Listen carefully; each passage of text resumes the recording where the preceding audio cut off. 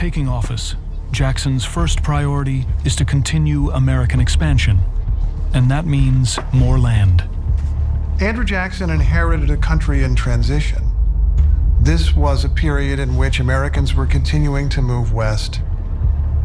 The population was almost doubling every 20 years. And he entered office with one overriding priority, above all, and that was to obtain more land. Jackson introduces a plan called the Indian Removal Act, to the horror of his old rival, Davy Crockett.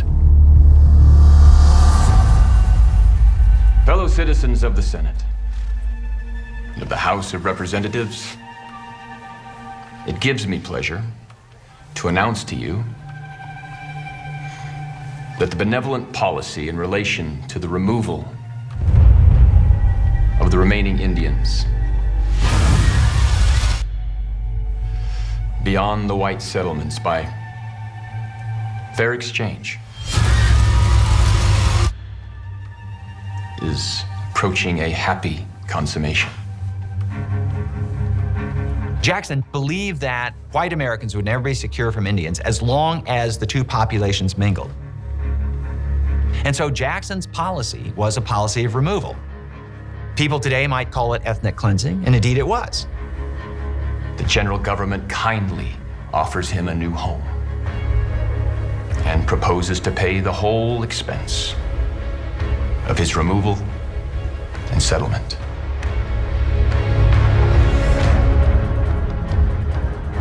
The Indian Removal Act will force 50,000 Native Americans from 5 tribes to leave their ancestral lands and settle 600 miles west in modern-day Oklahoma.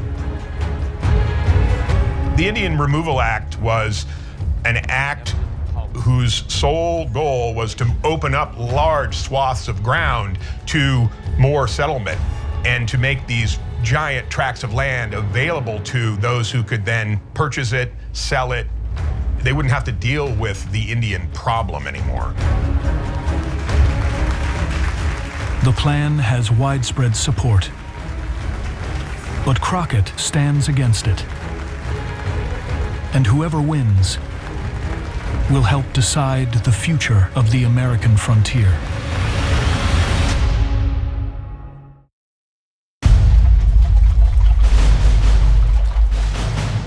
This government will purchase Indian lands and give them new, expansive territory. President Andrew Jackson has introduced the Indian Removal Act to Congress.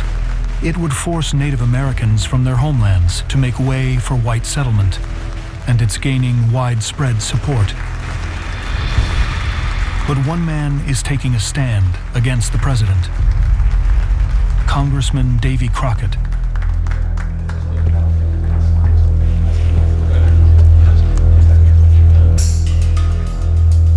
Four of my counties border Chickasaw country. I know personally many of their tribe. They are a proud people who have stood as our allies in war and in peace. Removal was taking the property of Native Americans and putting it in the hands not just of U.S. citizens, but frankly of Andrew Jackson supporters. And when Davy Crockett stood up on the floor of Congress and spoke against the Indian Removal Act, Crockett put not only his reputation, but his entire political career on the line. There is nothing that will make me vote to force them off their homelands. Not a political party, nor any one man, no matter how powerful he may be.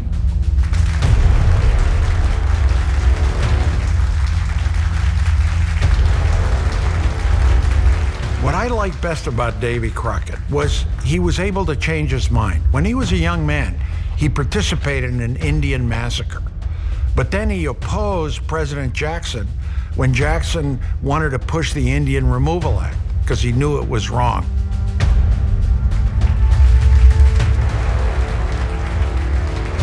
Crockett didn't care that it was Andrew Jackson's baby. while it was going to help people who already had money, he thought it was wrong. He believed that the Indians had as much right to live freely as anyone else. Debate about the Indian Removal Act rages for 5 months, both in Congress and around the country. And on May 26, 1830, it's put to a vote in the House of Representatives. And Crockett's efforts fall short. David Crockett is the only member of the Tennessee delegation to vote against the Indian Removal Act. And that was a shocking act of defiance of the Jackson machine. Davy Crockett stood his ground. He realized he made a mistake on that Indian massacre, and he took the right position. To you, Mr. President. The measure passes by only 4 votes and is signed into law by President Jackson 2 days later. It's only beginning, gentlemen.